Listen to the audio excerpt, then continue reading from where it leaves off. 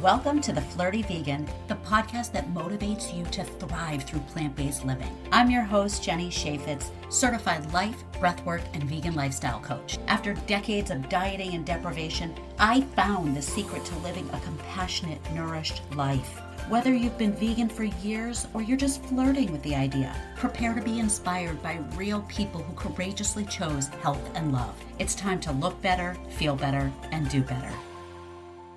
Hey everybody, welcome to episode 20 of the Flirty Vegan podcast. It's episode 120 overall. My name is Jenny Chaffetz, and I'm so glad you're here. If it's your first time listening, welcome. If you are a loyal subscriber, thank you. Just thank you so much for tuning in and being a part of the Flirty Vegan community. I hope you'll take a moment to like, follow, or subscribe wherever you're listening and tell your friends about it. Share these episodes because my guests are amazing people who deserve to have their messages elevated and honored. So please help me make the Flirty Vegan bigger and brighter and more available by engaging with this show. Leave a comment if you're on Spotify or YouTube. Write a review if you're on Apple. All of these things help this show grow, and that's really what it's all about. Showcasing phenomenal interviews with powerful voices and lessons so that ultimately we can do better for this planet. And that includes the animals, the climate, the environment, our health, our relationships, our communication, politics, diplomacy, the economy, and the legacy that we are leaving future generations. So help me help the planet. How does that sound? Let's all work together here.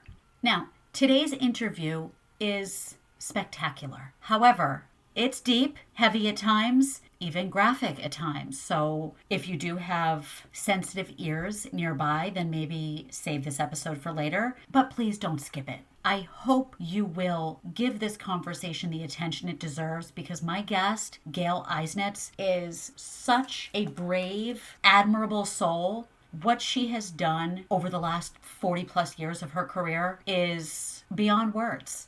And before I read you Gail's bio, I want to let you know that if you are flirting with veganism, you are really attracted to the idea of eating and living cruelty-free, but you're met with opposition and internal struggle because you think it's going to be hard, restrictive, maybe boring. How about socially awkward? Or maybe you hate tofu and you're just afraid of what you're going to eat. Then please head to the show notes and book a free connection call with me because I've been there. And now I want to encourage you.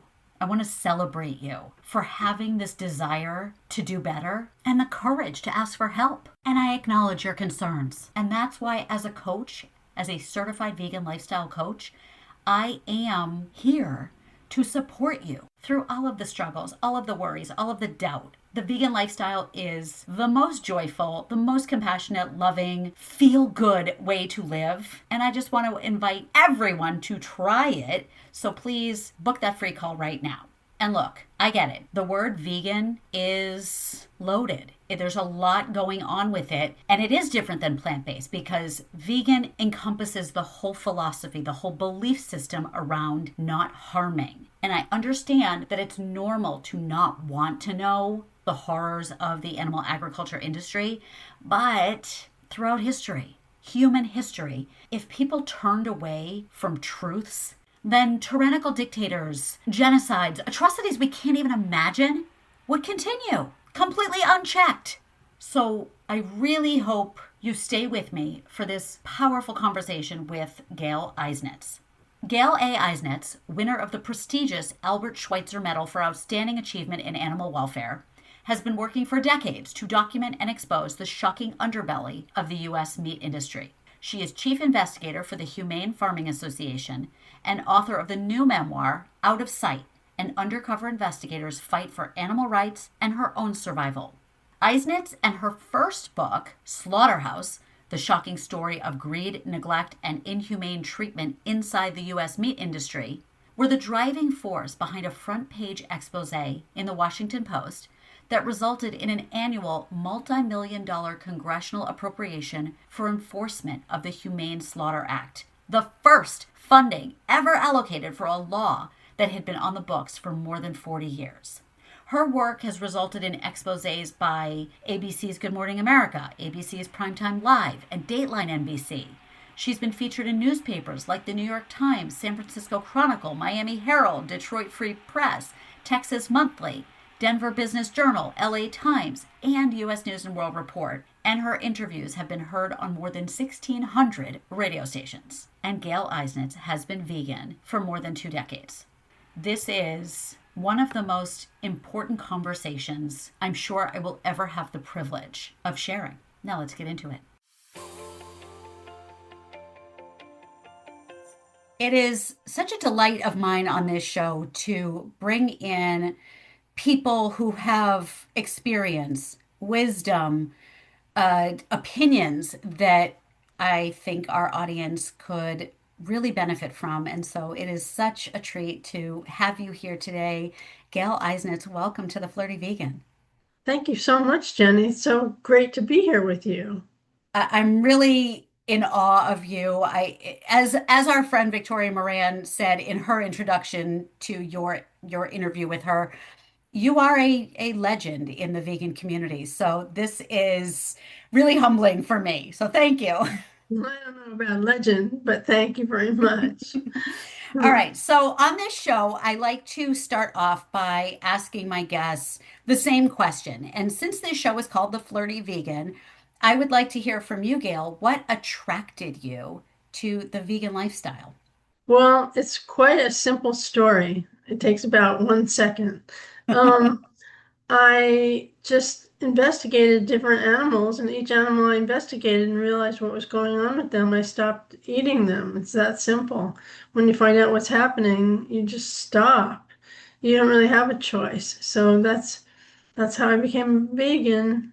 Wow. I mean, was there part of you that was maybe subconsciously thinking about it? I mean, how would you have even ended up in a position to investigate animals and then care enough to stop eating them?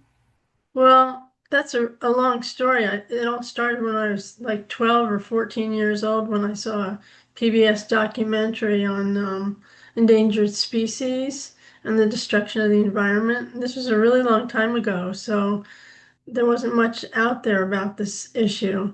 And it was so compelling. It left an indelible mark on my brain, and it made me want to rescue animals. So I went to study natural resource conservation in college to save endangered species, and I ultimately ended up working for several animal groups in Washington, D.C., Animal Welfare Institute.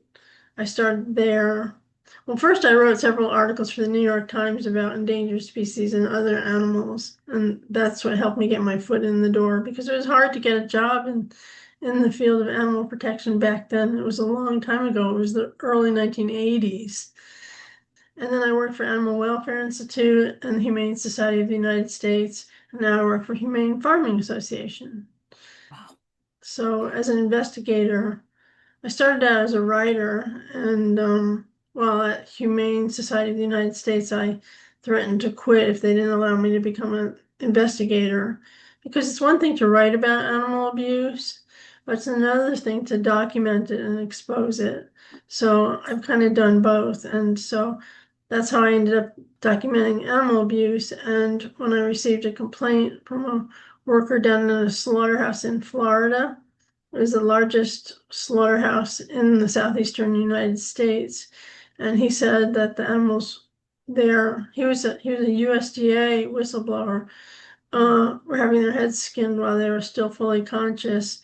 That was my first look into what was going on in the farm animal area. Yeah. Wow. Yeah, I've heard you talk about that. And I mean, what an incredible person he was to reach out to you and you to respond the way you did. So, here's this thing. I'm gonna tell a little story about myself for a moment. I used to think that the idea of a pediatric oncologist was like the most upsetting profession in the world. I mean, what could be worse than seeing children with cancer every day? And while I don't want to minimize those children, their families and the providers that work with them, there is this other far larger population that is facing torture, pain, and death. And every minute of every day that people don't know about and people don't know to be sympathetic toward. And so all of that pain and death being at the hands of humans is just hard to even wrap our brains around. So, Gail, as an activist, as an investigator, you have witnessed unspeakable acts of horror and you've spent more than 40 years doing it and documenting it, exposing it the way you just mentioned. And I guess I'm curious, how? How have you done that, expose yourself to all of that so that you could expose the greater population to it? Do you end up responding? And I, again, do not mean any disrespect by this, but kind of like doctors who need to compartmentalize or separate themselves from the pain that they're hopefully helping to minimize. How have you managed to do this for so long, bearing witness to all that you have? Yeah, well, Jenny, unfortunately, I suppressed my feelings and didn't engage with them because I just felt like this was important to get this information out to the public. Mhm. So that's what my book Out of Sight is about. It's about my journey. I have had some other disorders that kept me occupied in addition to focusing on the animals. And between those disorders and the animal issues, I just managed to repress and not feel. And my book, Out of Sight, sort of goes into that and explains, follows me on my journey of ultimately healing and feeling in the end. But unfortunately, I suppressed my feelings, which is not a good thing because it comes out in other ways. Yeah. Yeah. I mean, I was telling someone I was going to be interviewing you and describing your work and some of what I have learned from hearing you and reading your work. And I was welling up at just a combination of obviously the pain that is existing in the world and also the pain you had to endure for a greater purpose. Yeah. Well, it's just, I didn't feel like I had any choice.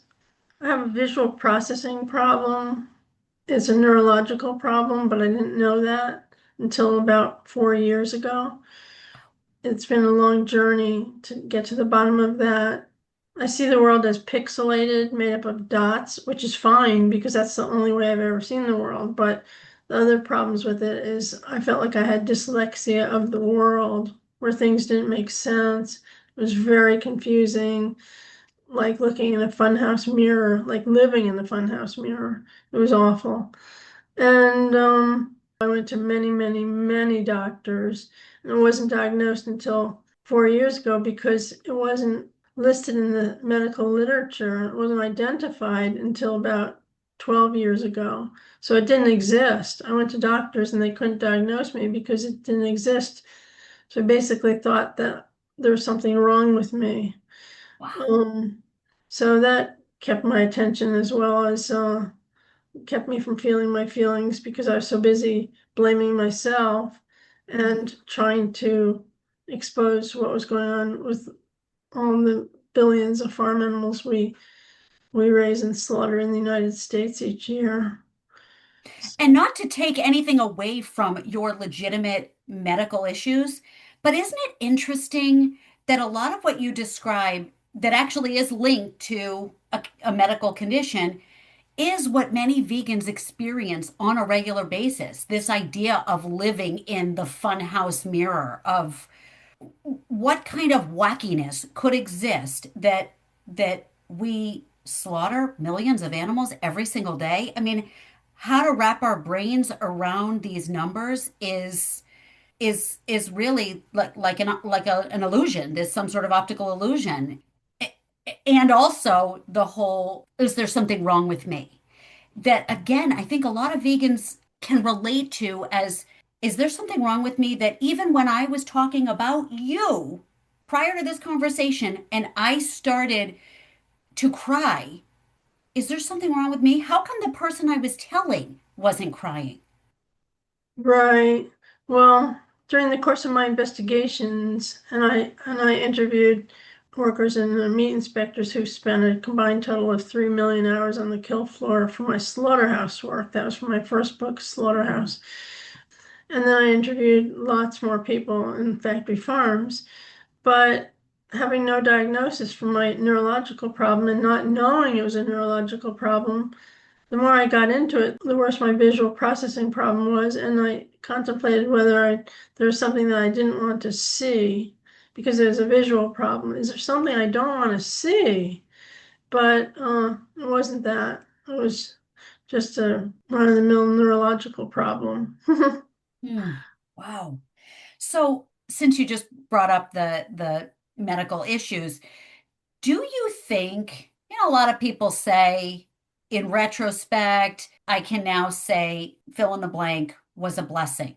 Do you look at your own situation that way?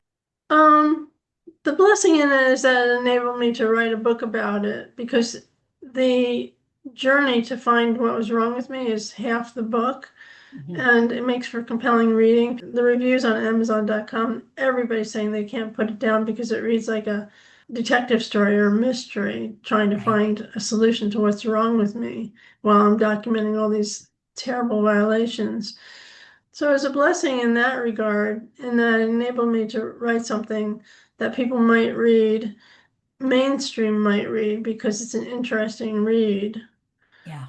and get Yeah. the information out about the animals at the same time. Mm.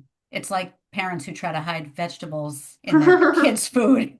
It is great how you did that, weaving together a personal story and also this sort of expose, because there are a lot of books out there about the industry that are strictly about the industry, and they're very hard to read. But the fact that you've woven in, like you said, a little bit of a mystery story is very clever. Oh, thank you. Yeah, it Yeah. really works. I'm so thrilled about the reviews on Amazon. Everybody's saying that they just can't put it down. So that's what my intention was. Oh, good. That's wonderful. So that brings me to okay, so on the show, I have interviewed a variety of people from different backgrounds with different missions within the world of activism. People who are working directly with animals, with sanctuaries, with respect to food insecurity, health concerns, sustainability, and so much more. There are so many beautiful aspects to vegan concerns, and I'm trying to present all of them. And it kind of seems like the more people I talk to, the more common this idea is, this belief that, and maybe it's just how we put ourselves to sleep at night, but we all want to believe that humans, all humans, have a sense of compassion within them. Perhaps it's dormant, but it's there. And I guess what I'm hoping you'll speak to is, if everyone out there in the masses knew the atrocities within the food system that far better than I do, but I know, we want to believe that they would change. But the problem is, and I understand that you're trying to do a great job of this with your book, is no one wants to know the truth. How do we get them to know the truth? So, what do we as ethical vegans do to encourage what we believe are our loving, compassionate, ignorant, animal eating friends to see and read? What do we do to encourage that? How do we do that? Yes, you're doing your part by writing a book that sucks them in with a riveting story. But what have you found to work, or what do you believe can be done? It's not easy, but my first book, Slaughterhouse, turned literally thousands of people vegan. So people are willing to change once they know. I think ignorance is bliss, as you're saying. Yeah. Um, I went out to lunch the other day with my friend and her husband asked me a question. He said, I don't understand why dairy cows have to have all these calves. Why don't they just not have calves? He didn't understand that you have to They're have a calf forced. to produce milk. I mean, Yeah. people are just not aware. I think, all I can say is do things like join the Humane Farming Association. And what I keep saying is read my book and share it. Get the library to stock it. Just Yes. share it because it's very readable and it was written not as a litany of horrors, but it was written for mainstream America to get people aware. I think that people are sensitive and can change. I think that they're just unfortunately unaware. Yeah. Okay, so we will get into Humane Farming Association in a moment. You can bring that in when you answer this question.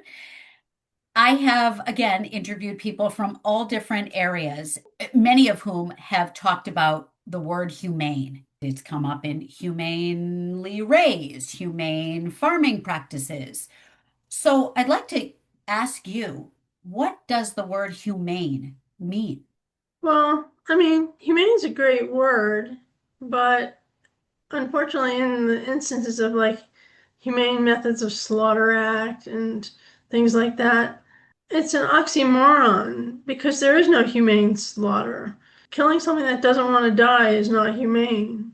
So, humane can mean treating something ethically and with kindness, but in the context of the work that I do, it generally doesn't stand up in terms of humane slaughter and things like that. And yet it's so prevalent. Yeah, yeah. Humane production of animals. Yeah. Yeah, And I mean, I've talked about it on this show before, but the idea of getting local meat, local dairy, locally produced eggs, there's this kind of nursery rhyme vision that goes with that. That right, we're just picturing rolling hills with animals frolicking. I mean, there's a slaughterhouse not far from my home, very small, and I've heard you talk about the small scale slaughterhouse. It's still a slaughterhouse. I mean, it's still, as Gary Yourofsky says, a house of slaughter, a house of death, a house of murder, regardless of its size, regardless of the number of animals that are being managed. It's still right, a house of death. right, right. So say more about the Humane Farming Association. It's a great organization. I've been there. I've been with Humane Farming Association for 35 years. Humane Society of the United States, I was with for about 9 years. I had a really terrible boss there, and he would not let me expose my slaughterhouse findings. He's in jail now for life, Wow. so that's good. Just for being rude to you. That's fantastic. But it forced me to find a job elsewhere, and Humane Farming Association was on my radar because they did things the way I thought they should be done. And when I went to work for Humane Farming Association, they gave me the means and the ability to do exactly what I needed to do to expose slaughter violations across the country.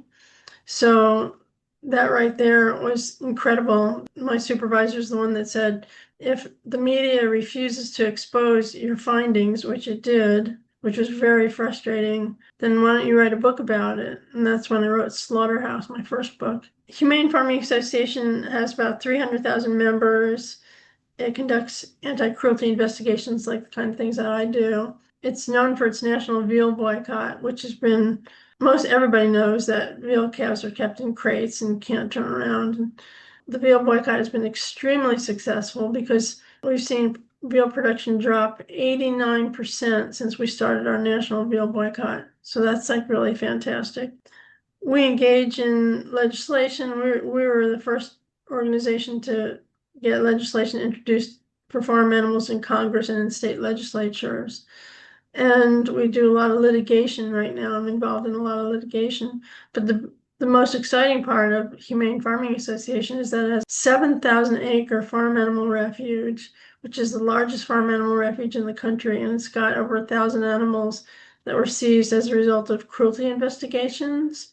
Wow. So everything from chickens and emus and pigs and goats and cattle and burros and all sorts of things, I, creatures, wonderful yes. creatures that are living their best lives because they're getting such incredible care up there.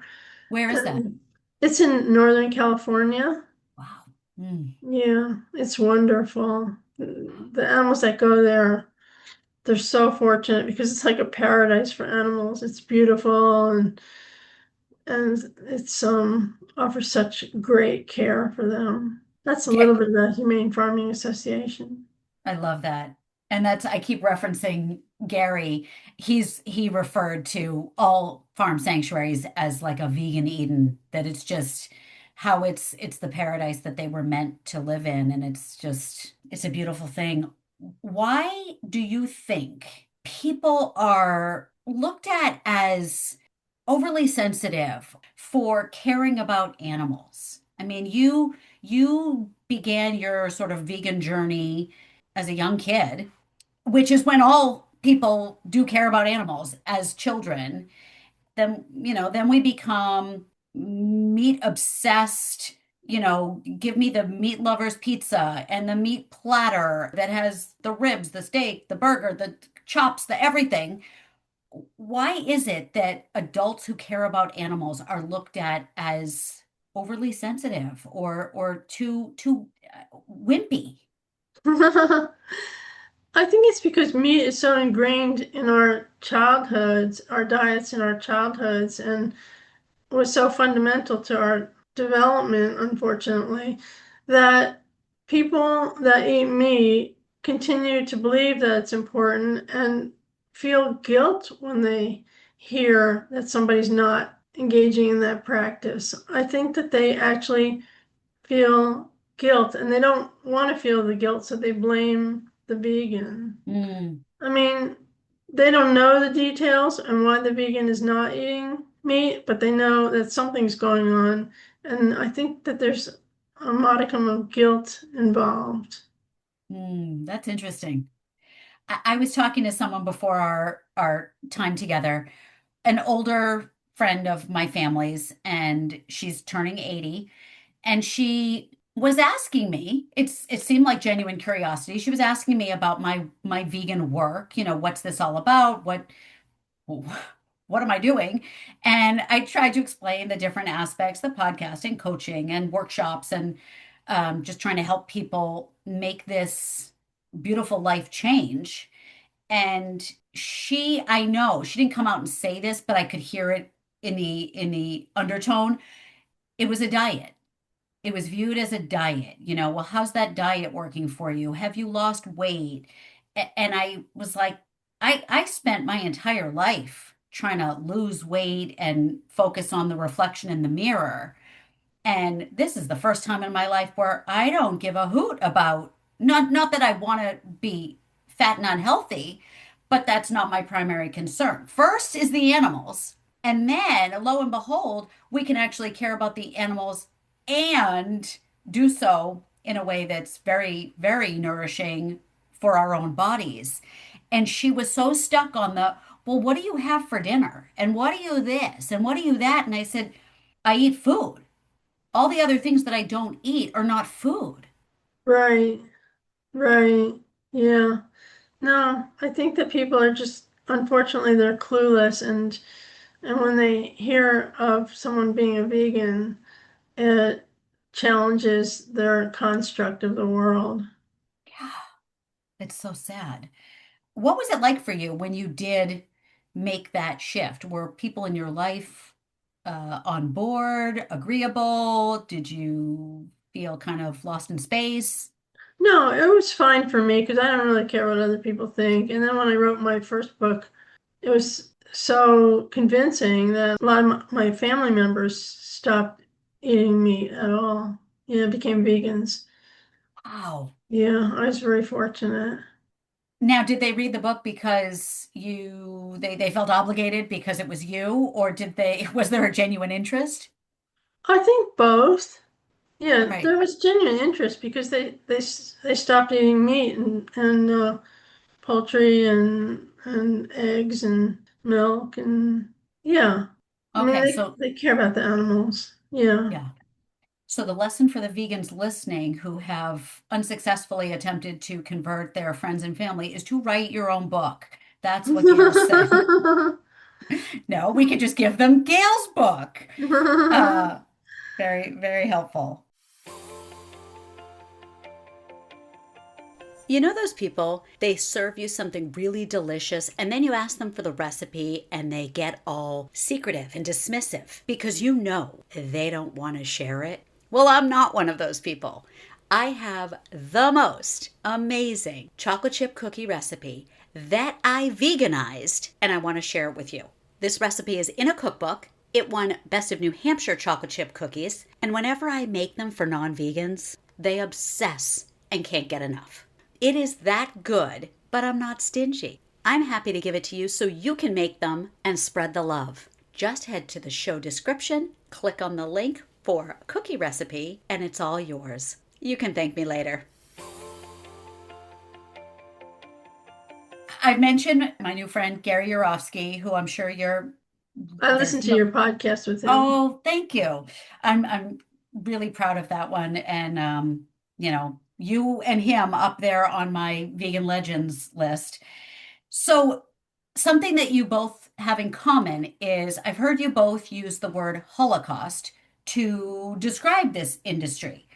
Now, I have a good friend who is Jewish, like myself, and she finds that terminology incredibly offensive. Now, I myself have not been to a slaughterhouse. I have only witnessed footage that people like you and other heroes have exposed. And personally, as a Jewish woman, I can think of no better word than Holocaust to be used in this circumstance. So I heard you say it in your interview with our friend Victoria Moran that it is a Holocaust because it is a systematic mass killing, taking innocent beings, much like a human Holocaust. Can you speak to that verbiage and why you think it makes sense? Yeah, sure. I'm Jewish too. I don't generally say that it's a Holocaust because I know that offends people. But in my book, at the end of my book, Out of Sight, I talk about my fascination with reading books about the Holocaust because it makes me understand how farm managers and slaughterhouse managers could do these things to animals if we could do them to our fellow human beings. From my experience, talking with all these people and seeing what I've seen, it definitely is a Holocaust, but I generally just say that the Holocaust taught us what humans are capable of, and we're doing the same to animals. Yeah, yeah, all day, every day. So I know you spent most of your life not fully understanding what was going on inside of you. Hmm. Now that you do know and continue to live in the world of activism, what are some things that you do to not repress, but also take care of your inner self? Oh, that's a great question. I I don't have the belief anymore that it's up to me personally to save all the animals in the world. Mm, yeah. Just some of the animals in the world. And that's taken some of the stress off. I'm Yeah. in a spiritual program and I have some very good friends through that program, and we walk and talk and process and do all sorts of things. And I mean, I was so stressed out. It's described in the book that when I was 35 years old, this is when I had that horrible boss who would not let me expose my slaughterhouse findings. I said to a colleague, I'm so stressed out. It will be amazing if I don't get breast cancer. And 6 months later, I had it. And that was at age 35. So, stress can do a lot of bad things to the body. So I'm not nearly as stressed as I used to be. My spiritual program tells me not to take responsibility for the world because there's something bigger than me out there that can handle it. So that's pretty much what I do. Yeah, I think it was, I hope I'm getting my interviews right. I think it was Kathy Freston who I interviewed who said, just just do what you can. Just eliminating, I mean, obviously people listening to this show might not be vegan. They might be full on carnivore and just curious what I've got going on since I used to interview, normal people and now I'm interviewing all these hippy dippy vegans. But Kathy had said, just whatever you can do, whatever meal you can have that doesn't have an animal is an animal saved. And that's a wonderful thing. But relinquishing ourselves of that burden is huge. Right, right. I mean, I learned to just take the next right step. That's all I have to do is take the next right step. And it is a huge relief to not eat animals. Spiritually and emotionally, it's just a huge relief to not eat animals. Right, right. Again, this 80-year-old friend of mine who I was talking to who said, "Well, what benefits do you feel? What do you notice?" And so I rattled off a few health-related things that might be valuable to anyone, but especially an aging woman. Joint pain I don't have anymore. And I used to have really bad joint pain when I woke up in the morning. At 40, it was like an effort to haul myself out of bed. It was the aches and pains in my knees and my ankles and all of it. And sinus infections, complexion, bloating, um, common colds, things like that, that generally all people should concern themselves with. But as you just spoke to, this spiritual health, this vibrancy in knowing everything on my plate is free of harm, free of cruelty. It's really hard to put into words to quantify to the average person what that feels like. Right. It's just a great relief. Yeah. And this lifting that if I do nothing else with my life, if I don't stop wars, at least I know there's that. There's my plate that is free of harm. That's beautiful. It feels really good, right? Yeah. Yeah. I mean, with all the stress that we can't, I don't know, avoid. I mean, there's taxes, there's there's traffic, there's things that present themselves in daily life that are out of our control. This is one thing we can control. Right. Exactly. So what could you say to someone who's listening who they've heard us talk and reference unkind things that are going on in the world, but they just haven't seen it themselves? What would you say to those people? For starters, I would say that 55 years ago, we slaughtered 10 billion animals in the world annually. And today we slaughter 10 billion animals in the United States a year. So I would say that for starters, just to make them think about what we're doing to these poor beings. 10 billion animals in the United States alone.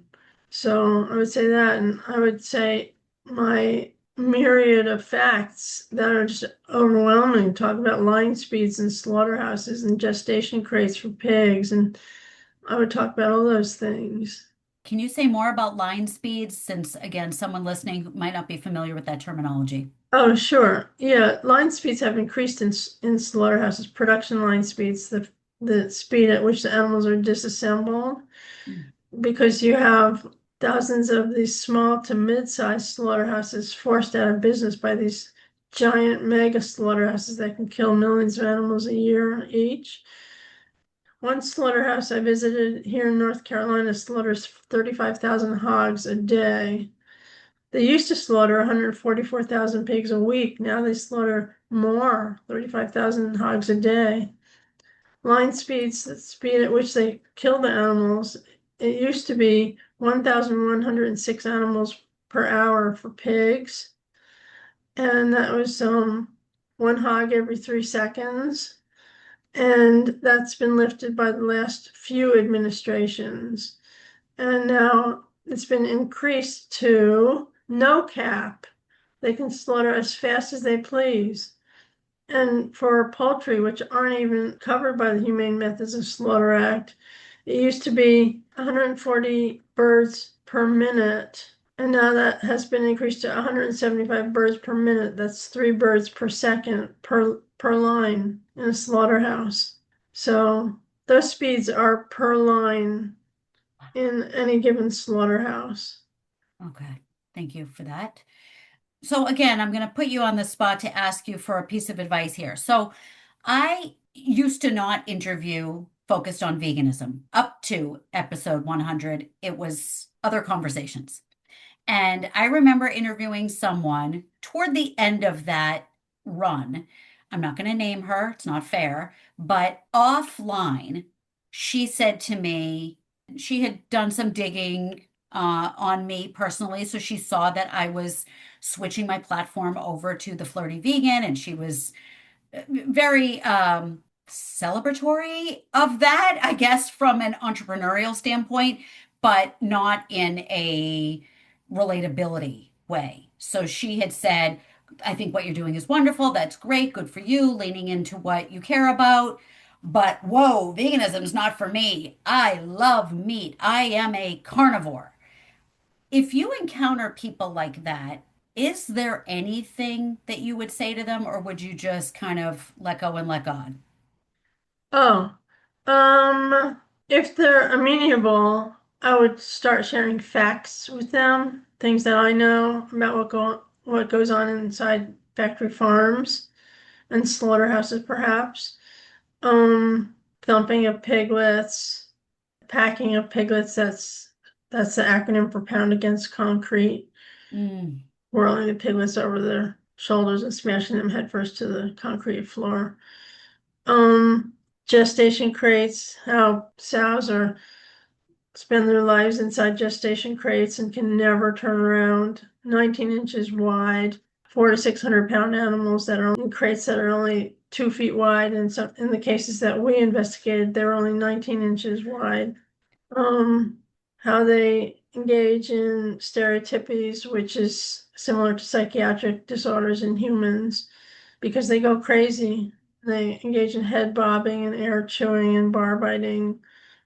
How they suffer from respiratory problems from standing on concrete over their waist and waist pits below them, and how they get foot problems and arthritis and collapse in their crates and often starve to death or die of dehydration. This one farm, this one corporation had so many on-farm deaths. Well, their dead boxes, which they keep the dead pigs in, were piling up and littering the ground. And so the Department of Environmental Protection in that state cited them for possibly contaminating the groundwater.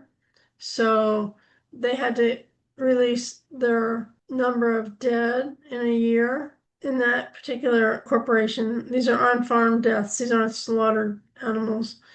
They had 420,000 dead pigs in a year.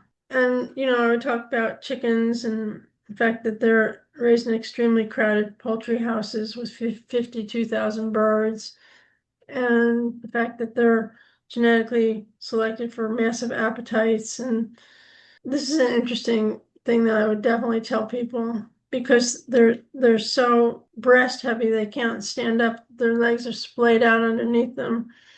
And the factoid is that a 6.2 pound broiler chicken at 6 to 7 weeks of age, which is the young age that they're slaughtered at, is, according to the University of Arkansas, Arkansas being a big poultry state, is equivalent to a human newborn gaining over 660 pounds in the first 2 months of life. That's why they can't stand. That's why they have heart attacks, and that's why they fall on their backs and die of starvation. So I have tons of facts like that. 600 pounds is not healthy or sustainable for a 6 foot person, let alone a newborn. Right. And that's the University of Arkansas. That's not me coming up with salacious facts. Right. Yeah. Mm. Yeah. I mean, Gary said the same thing. Like, I don't need to be a shock jock. I'm not saying these things to get clicks or comments. These are the facts. Yeah, and I It's, can spew out facts about dairy cows and yeah. egg-laying hens and beef cattle. I mean, some of the things are so interesting to me. Like, beef cattle are actually fed meal made up of chicken feathers, poultry litter off the floor, excrement off the floor of poultry houses, dead pigs, and fish. And they're fed so much corn and soy that they're if they're on feedlots that if they stayed longer than 6 months, their livers would blow out and they have heart attacks and a large number of them have congestive heart failure. That's beef cattle. And I can go on and on if you want me to. Well, we'll take a pause there. It's hard to wrap our brains around living in a modern, conscious society, and these things go on. I mean, this is archaic.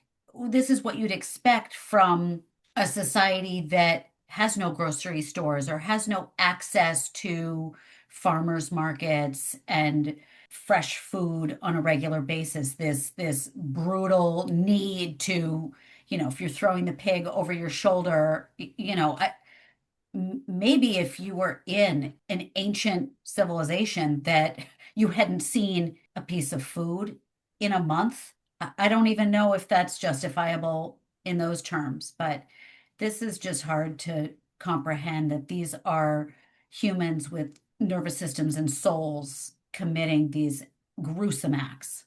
And it's not only humans, it's the American Veterinary Medical Association, which is in bed with the meat industry, supports thumping and packing. It supports gestation crates. It supports forms of depopulation where animals are baked to death.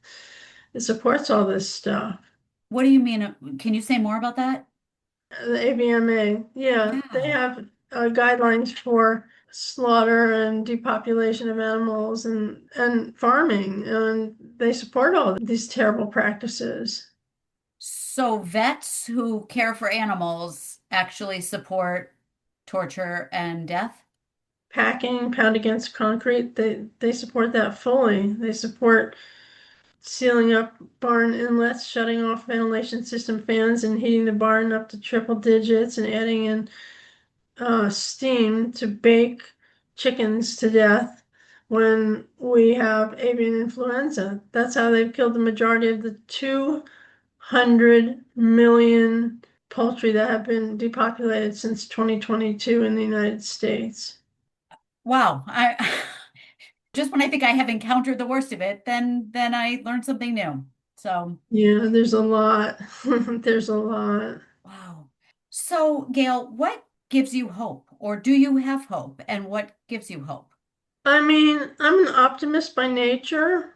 When I was in the throes of my visual processing problem, I wasn't too terribly optimistic because I could barely function.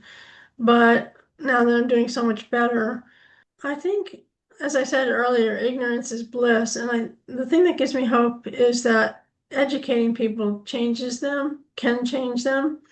As I said, my first book was extremely successful in generating change. In fact, I literally begged the Washington Post to expose my findings, and after begging them to do so, they did on the front page of the Washington Post, and it was one of the highest reader response pieces in the history of the Post. So that gives me hope that people, once they know, they care. I have been saying all along, ABC, NBC, and CBS all worked with me for months on my findings and then refused to air them on the grounds that they were too disturbing and people might change the channel. And I've been saying all along, if people know, they'll show that they care. And that's been my experience. Hmm. Wow. I will have to share that Washington Post article with this audience. Yeah. I'm sure you have it available somewhere that I can grab that Yes. link. Yeah. Wow, that's amazing. That is a glimmer of hope. So thank you for sharing that. Yeah, and it also it's been quite a while since that Washington Post story came out, but it was very important because Congress read it and was absolutely outraged and gave a speech on the Senate floor saying this is barbaric. How can we do this in our modern society? And then they appropriated millions of dollars to enforce the Humane Methods of Slaughter Act, which had been on the books for 43 years without a single dime put towards its enforcement. So that gave me hope. Not that the Methods of Slaughter Act is being properly enforced, but it was a step. Yeah. Yeah. I often wonder what it would be like if we had an openly proud vegan president. What would that potentially do for the movement? Yeah, I know that we've had the opportunity to have that, but it just hasn't happened with Cory Booker. He's vegan. Yep, yep. Fingers crossed. I am trying to get him on this show because it's so rare to come across a widely respected, well-known public figure who will not just speak to the health benefits, but it's the the activism work. And I heard an interview with him. I thought this was really special, and I've kind of referenced this in my own life as much as possible, is it's this spectrum of knowing and doing better. And he was interviewed and said, I know my shoes are vegan leather, but I don't know where my suit came from. And so that's something I need to do better in. I'm Wow. obviously vegan. I know where my food, I know what I'm eating, and I'm doing that cruelty free, but there's a whole lot of cruelty in the world outside of what we eat that has to do with the items in our homes, the things that we wear, the products we use. And so he said, I don't know where this suit came from, and there's probably a good chance it came from child labor, unfair work conditions, unfair wages. And so that's an area for me to improve. And Hmm. I say, that's just amazing. And if someone like that had the platform to speak to at least this entire country, if not the whole world, Yeah, wouldn't that spark change? that would. That really, really would. Yeah, when I heard him say that, I knew that already for myself, that I have areas to work on, but it was just so validating and empowering to hear someone else admit that openly. Yeah, because he's tuned in. Hmm. He's tuned in. He knows what's going on. Yeah. Wow, Gail, this has been a wonderful conversation. I would love for you to share with the audience other ways to learn from you and other things you've got going on. Well, as I said, Humane Farming Association is engaged in a lot of litigation, which is really great. We just succeeded in getting, I don't know how to describe it. It's not actual criminal charges, but this one company decided to go bankrupt that left 2 million chickens just without food, just to starve to death. And we decided to see if we could get them charged, and we were successful in doing so. So that was really a positive piece of litigation. People can read out of sight. That would be really great. Some of the factoids that I've given you today aren't even in the book. I mean, it's not a litany of horrors. Yeah. I mean, there are many fantastic reviews on Amazon, but this one stood out to me. She said, find this book. This book reads mostly as a thriller, a suspenseful medical mystery woven into the heroic tale of Gail Eisnitz, blah, blah, blah. And then she said, warning, you will not be able to set her life story down. So I really thought that was a good way to put it. So yeah, I encourage them to get my book, to go to my website. I have my own website, and reach out to me if they want to. And I just say share the book because the information is there for the taking, and it's right there in one little book that they can read. Its chapters are really short, they're really easy to read, and people are commenting on that as well. So There was a certain part of toward the beginning of the book where you talked about drawing the bald eagle for the Audubon Society, a beautiful drawing of a bird, and then the exterminator came into your house and sort of ruined it. read right over it. Yeah. And I had this thought of how impactful that drawing now was, that it's like what you were trying to display in this picture of the bird that is endangered and should be protected and saved. And even your drawing of it wasn't safe. Right. But it ended up being a wonderful story because if that inspector hadn't ruined that picture of the bald eagle, I never would have written an article about it for the New York Times comparing my picture to the use of DDT at the time to the destruction of the populations of bald eagles all around the country. And if I hadn't written for the New York Times, I never would have gotten hired by Animal Welfare Institute. And so it all works out in the end. Right? That's the part that I grabbed onto from the start of the book was just how all of these things, the butterfly effect, if you will. And I feel like that was if that didn't happen, you had the sign on your door that said, do not go in and spray. They did it anyway. And it's like the game of life, the board game of life, which path it took you on after that moment. Right. There are many instances like that in the book, and that's like in the last chapter, I bring up all the instances of the things that came together in such a funny way to make everything work out for the best. And one of them was when the whistleblower down in Florida sent me the letter about the cows having their heads skinned, and it landed in my inbox, and he had reached out to all of his supervisors, the Veterans Administration, his congressmen, and a bunch of animal groups, and I'm the only person that replied. And it's a good thing I did because it set me on my path to determine what was going on in slaughterhouses across the entire United States. And turned out that having one's head skinned while still fully conscious was tip of the iceberg. And the fact that that letter, while signed anonymous, actually did have a return address. I mean, how lucky was that? Right, right. I think it's more Amazing. than luck. Yeah, That's well, a, exactly. Right. How serendipitous, how meant to be that was for you and the rest of the world. Amazing. Well, Gail, in closing, I do have a question that I ask all my guests, so it's your turn. Would you please share some of your favorite vegan foods with this audience? well, I'm not an Epicurean, if that's a word, but I will tell you that I make the best vegan chili with peanuts and pineapple on top. And it's so good. It's my favorite vegan dish. That is one that I have not heard. Yeah, yeah. Definitely have to include the peanuts and the pineapple on top. Interesting. Oh And my God. and shredded vegan cheese too. Wow.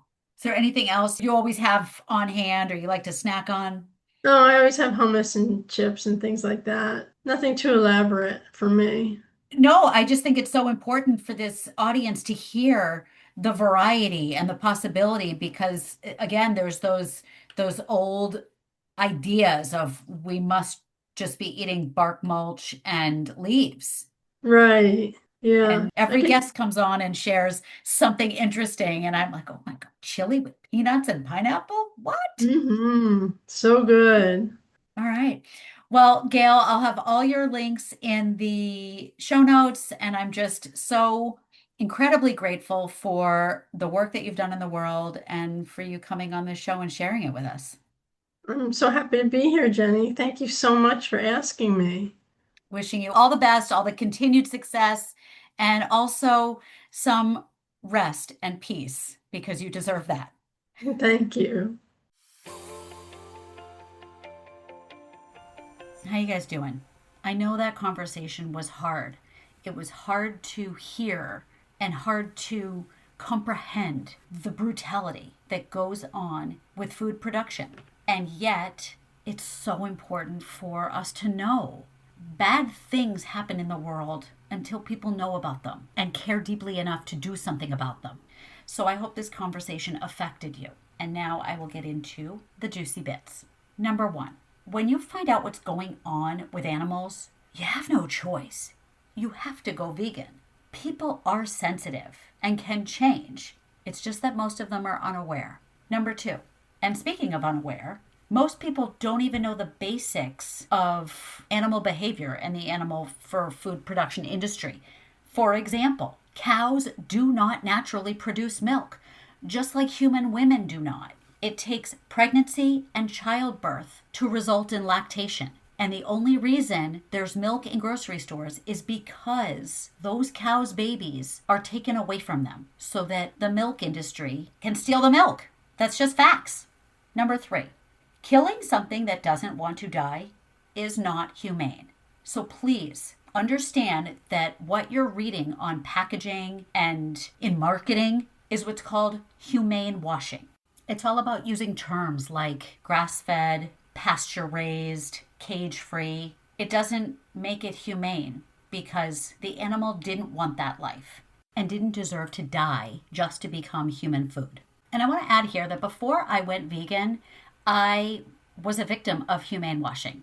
I bought cage-free eggs and grass-fed, grass-finished beef and bison. I was completely gullible to all of the very sophisticated marketing practices that are used to get us to purchase dead animals. Number 4, the Humane Farming Association conducts anti-cruelty investigations, thanks to Gail, and is involved in legislative campaigns, litigation, and animal refuge. And if anyone remembers the anti-veal campaigns from years and years ago, that's the work of the HFA. Number 5, the capital H Holocaust taught us what humans are capable of in the worst ways. And shockingly, that's what is happening to animals.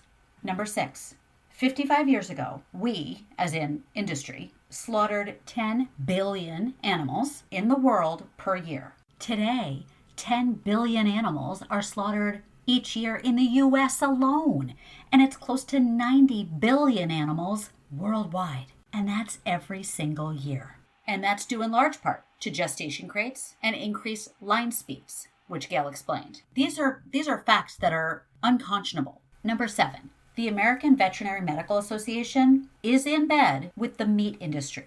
It supports these atrocities. And this comes as a shock to me too, because you would think a vet would be vegan, would be focused on animal cruelty, animal welfare, animal safety, animal protection. But as my recent guest, Dr. Melanie Joy, pointed out, we live in the world of carnism, where the dominant belief system is that we eat some animals, not others. We test on some animals, not others. We wear some animals and not others. And as a result, medical, political, economic systems are built upon carnistic beliefs. So if you haven't listened to that episode, I strongly urge you to check that one out. It is enlightening, and I will link it in the show notes. And lastly, number 8, Gail's favorite vegan foods include vegan chili with peanuts and pineapple. Yes, you heard me correctly. Topped with shredded vegan cheese, and a favorite snack, hummus and chips, which are always in my house. They are a staple. I send massive amounts of gratitude to Gail for this conversation and, of course, for the work that she has done throughout her life. She is truly a vegan hero. And I encourage you, the listener, to check out Gail's links in the show notes. Follow the Humane Farming Association. Check out what they're doing. Get Gail's books, Out of Sight and Slaughterhouse. Encourage your library to stock it. And if you do purchase it, make sure you pay it forward and give it to a friend afterwards. And once again, I'll repeat myself here.